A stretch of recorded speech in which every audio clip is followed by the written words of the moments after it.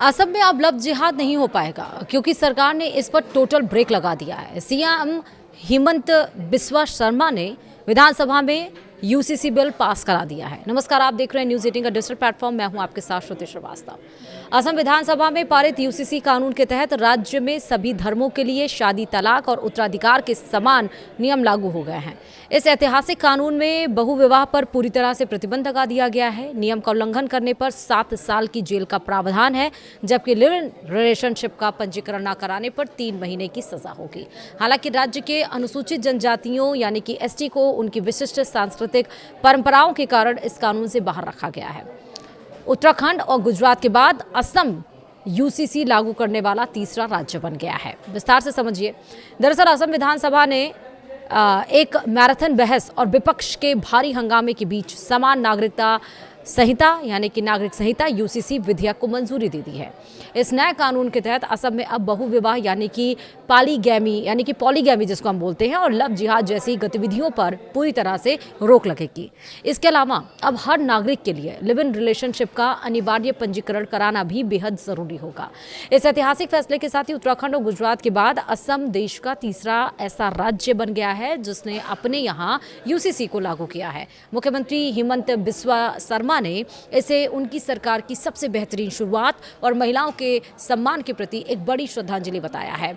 सदन में चर्चा के दरमियान उन्होंने जोर देकर कहा कि किसी भी परिस्थिति में महिलाओं की गरिमा से समझौता नहीं किया जा सकता है, क्योंकि आर्थिक उतार चढ़ाव तो चलते रहते हैं, लेकिन एक बार खोई हुई गरिमा वापस नहीं पाई जा सकती। यह विधेयक राज्य में शादी, तलाक और संपत्ति के उत्तराधिकारी जैसे संवेदनशील पारिवारिक मामलों में धर्म से परे जाकर एक समान कानून की वकालत करता है।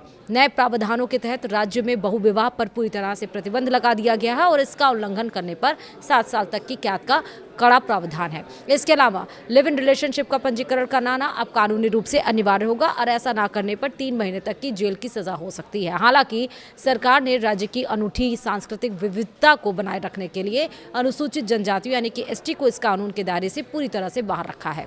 असम यूसीसी की 5 मुख्य बातें जो हैं वो अब समझिए। तीसरा यूसीसी राज्य बन गया है। उत्तराखंड और गुजरात के बाद असम समान नागरिक संहिता विधेयक को पारित करने वाला देश का तीसरा राज्य बन गया है।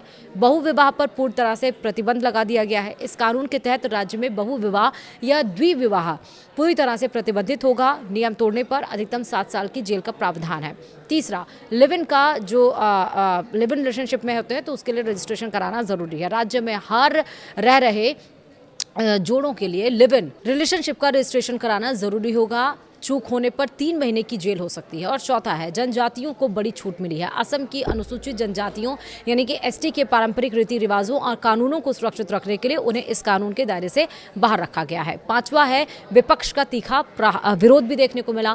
कांग्रेस और AIUDF ने विधेयक को लोकतांत्रिक मूल्यों के खिलाफ और केवल राजनीतिक लाभ के लिए लाया गया कदम बताया है।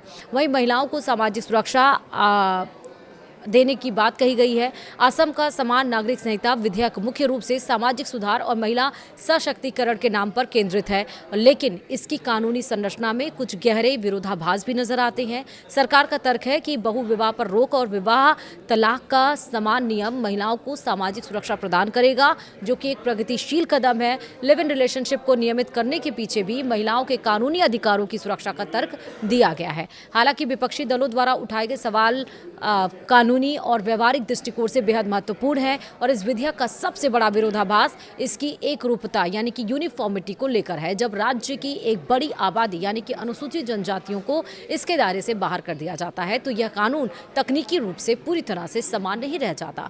संविधान का अनुच्छेद 44 पूरे देश में एक समान नागरिक संहिता की बात करता है, लेकिन क्षेत्रीय और जनजातीय संवेदनशीलताओं के कारण असम सरकार को यह संतुलन बनाना पड़ा है। इसके अतिरिक्त लिव इन रिलेशनशिप के पंजीकरण को अनिवार्य बनाना और उसमें जेल की सजा का प्रावधान नागरिकों की व्यक्तिगत स्वतंत्रता और गोपनीयता के अधिकार यानी कि राइट टू प्राइवेसी के मोर्चे पर कानूनी रूप से अदालतों में चुनौती का विषय बन सकता है। वहीं असम यूसीसी पर जो भी सवाल जवाब हुए हैं वो भी आप सुनिए। पहला सवाल ये आया कि असम विधानसभा में पारित यूसीसी बिल के तहत बहुविवाह करने पर क्या सजा तय की गई। असम यूसीसी बिल के नियमों के मुताबिक राज्य में बहुविवाह या द्विविवाह को पूरी तरह से गैर कानूनी घोषित किया गया। यदि कोई व्यक्ति इस कानून का उल्लंघन करता हुआ पाया जाता है तो उसे अधिकतम 7 साल तक की जेल की सजा भुगतनी पड़ सकती है।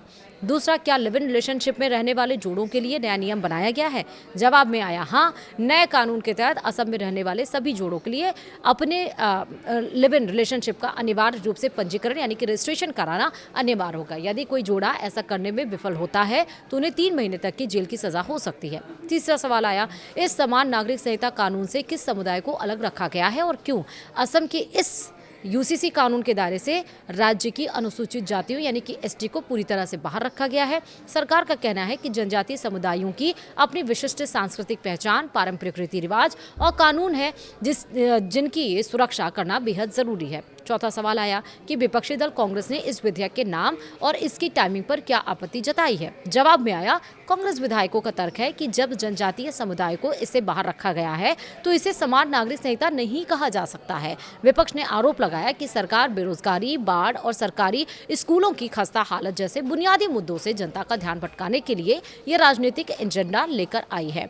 AIUDF ने इस कानून के खिलाफ संविधान के किस अनुच्छेद का हवाला दिया, ये भी सवाल आया। तो AIUDF के विधायकों ने दावा किया है कि यह विधेयक अल्पसंख्यक समुदाय के अधिकारों को चोट पहुंचाता है। उन्होंने तर्क दिया कि संविधान के अनुच्छेद 44 जो कि राज्य के नीति निर्देशक तत्व के नाम पर नागरिकों के मौलिक अधिकारों यानी कि फंडामेंटल राइट्स के साथ किसी भी तरह का समझौता नहीं किया जा सकता है। तो ये तमाम सवाल आए, लेकिन तमाम सवालों के बाद भी, तर्क और वितर्क के बाद भी आज यूसीसी विधेयक लागू किया गया है।